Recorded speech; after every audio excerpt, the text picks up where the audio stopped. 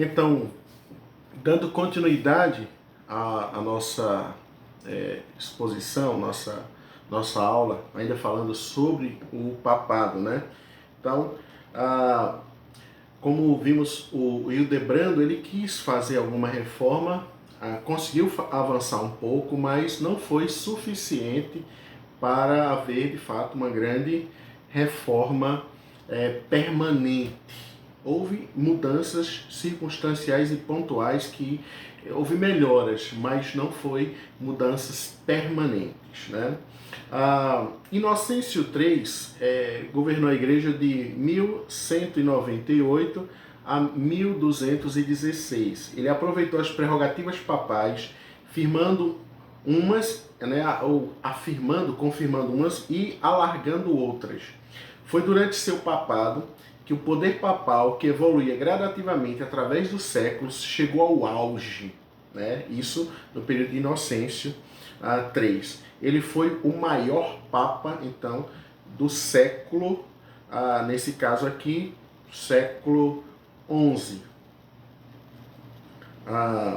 Declínio do poder papal. Do século XIII em diante, começa um suave declínio, ou seja, veja que agora, mais uma vez, houve com Inocêncio III, um auge do poder, mas a partir então do século XIII começa a ter alguns declínios, né, no poder papal, para que concorreram fatos e circunstâncias históricas diferentes, ou seja, fatos e circunstâncias históricas diferentes, elas contribuíram para esse declínio do governo papal.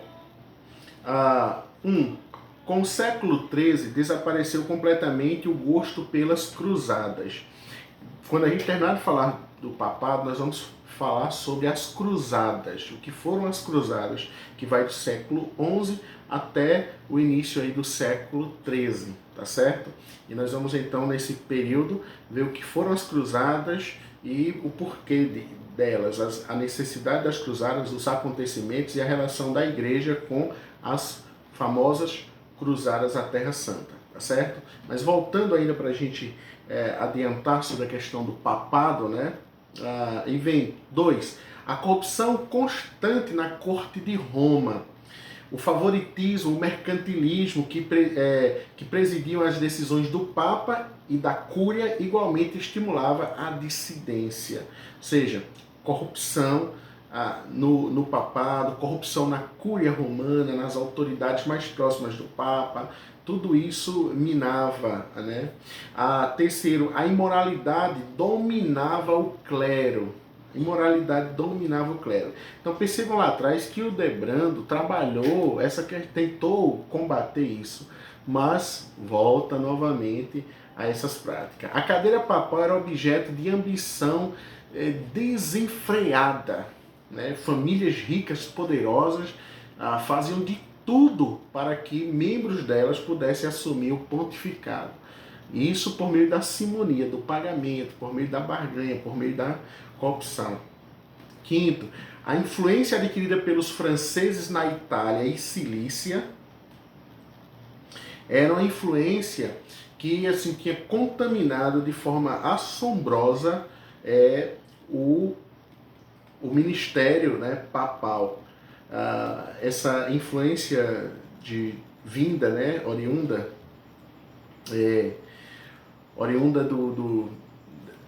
da França, né, da Cilícia, tinha de certa forma contaminado o papado, de modo que a espiritualidade, aquilo que foi fruto de muitos debates e muitas discussões, principalmente por monges comprometidos com a palavra, monges comprometidos com a pureza, monges que queriam de alguma forma viver uma pureza na igreja, ver a igreja crescer, ver a igreja se fortalecer, ver de fato a igreja sendo uma igreja grande e forte, mas também sendo uma igreja simples, que imitava Cristo, e que essa essa força dos monastérios, né, dos monges, como os monges beneditinos, monges como os monges cistercienses, monges como os franciscanos, monge como a ordem dos dominicanos, né? Todas essas ordens de monges, elas lutavam, elas buscavam uma pureza na igreja, elas buscavam reformar a igreja, buscavam levar a igreja para um caminho correto. Mas, ora elas conseguiam avançar, progredir, mas daqui a pouco a própria corrupção também invadia certos mosteiros. E aí surgia outro mosteiro com o ideal de purificação, com o ideal de levar a igreja a uma pureza em santidade. E tudo isso se dá nesse contexto. Apesar de todas essas lutas, esse declínio papal, declínio da igreja, sem moralidade do clero, voltava e voltava sempre com muita força. Então, a influência adquirida pelos franceses da Itália e Cilícia após a queda dos imperadores germânicos foi sobremodo prejudicial ao papado. Depois que os imperadores germânicos caíram, os três filhos lá, os três netos do grande imperador do Sacro Império Romano, Carlos Magno, né? Depois que caem esses impérios e novamente as guerras, os povos tentando dominar, a igreja civil também é influenciada por todo tipo de politicagem. Bonifácio VII, então, que viveu um pontificado de 1294 a 1303, subiu à cadeira pontífica no meio destas condições tão favoráveis ao papado, mas sem se adaptar a elas, conservou aquele espírito de arrogância, mundanismo, muito característico de seus antecessores. Em 1305, foi eleito um francês, Clemente V, como Papa. Este não foi a Roma, mas estabeleceu sua corte papal em Avignon e tornou-se subserviente de Filipe, rei da França. Aqui ele e seus sucessores, todos franceses, serviram durante 70 anos. Tão notório se tornaram as condições que os historiadores católicos estigmatizaram o período de cativeiro babilônico do papado. Então,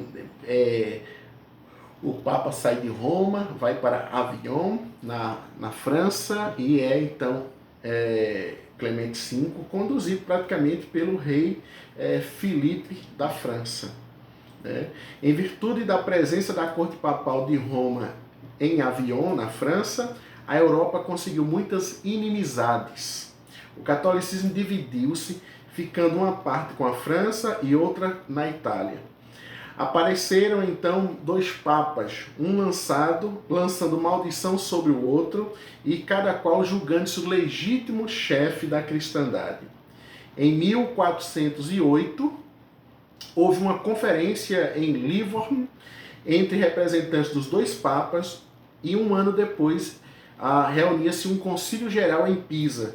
Discutida largamente a questão, ambos os papas foram declarados heréticos e excomungados. O concílio elegeu então a papa, o cardeal de Milão, que tomou o nome de Alexandre V. A questão não ficou resolvida, pois três papas levantar-se-iam, disputando a cadeira pontifícia, cada um formando em torno de si um considerado número de administradores, ou de admiradores. Então aí nós temos um papado dividido agora em três, antes era dois, agora é em três.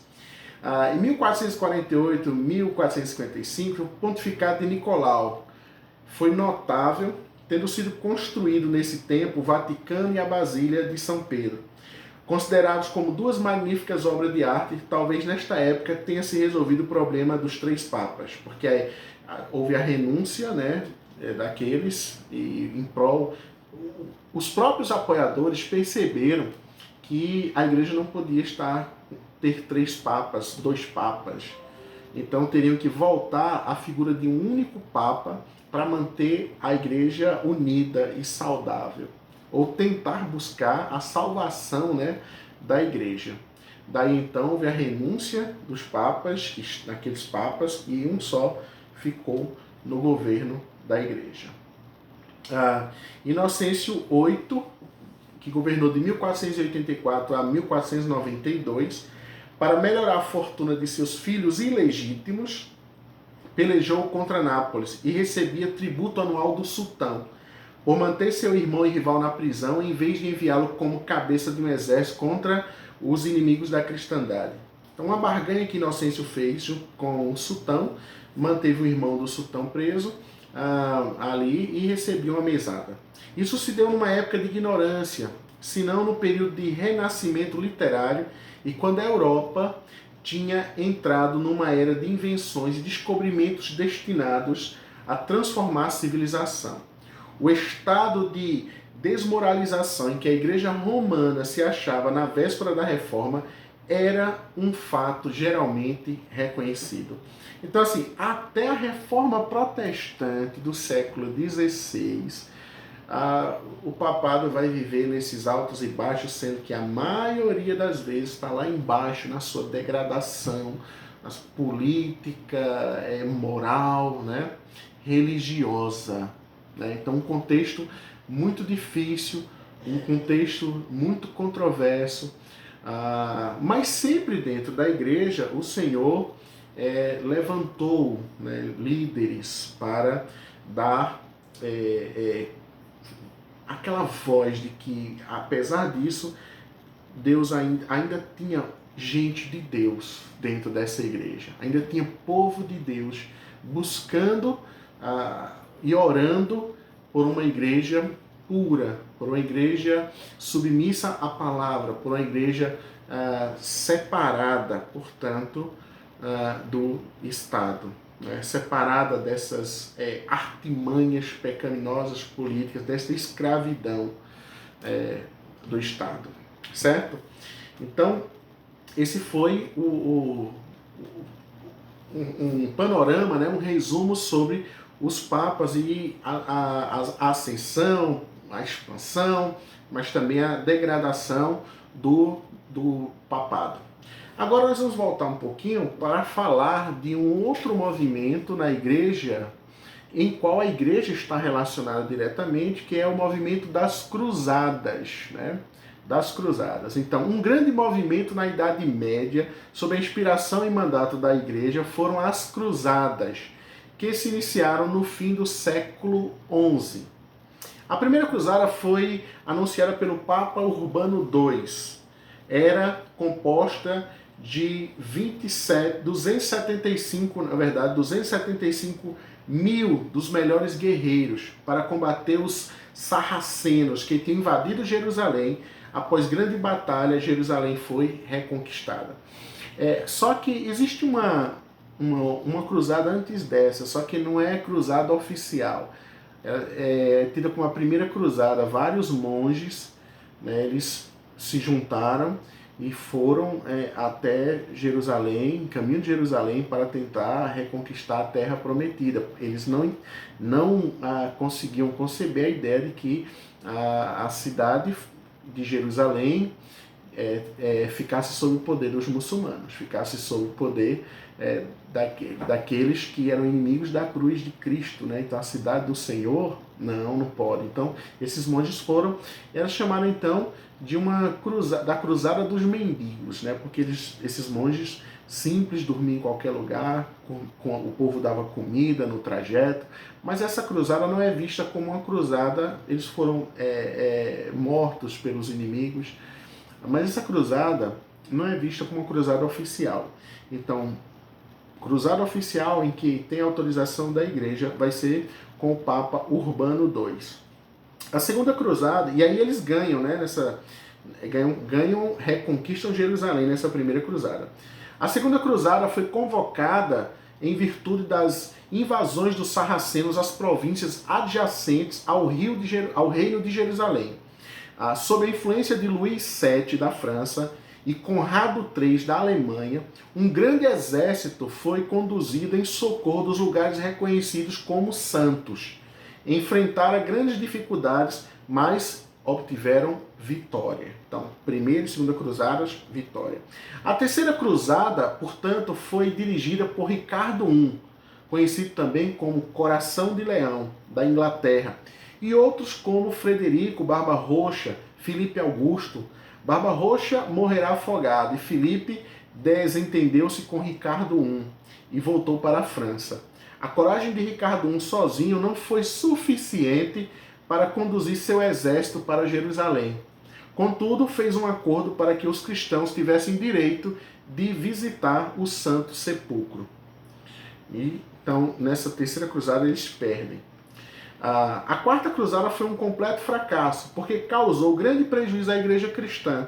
Os cruzados, né, era assim que eram chamados aqueles que iam nas grandes peregrinações para a Terra Santa, né, incentivados pelo Papa, que aqueles que morressem pela causa do Senhor seriam abençoados no céu, teriam vida eterna, era uma indulgência, né? Ir para a Terra Santa era indulgência.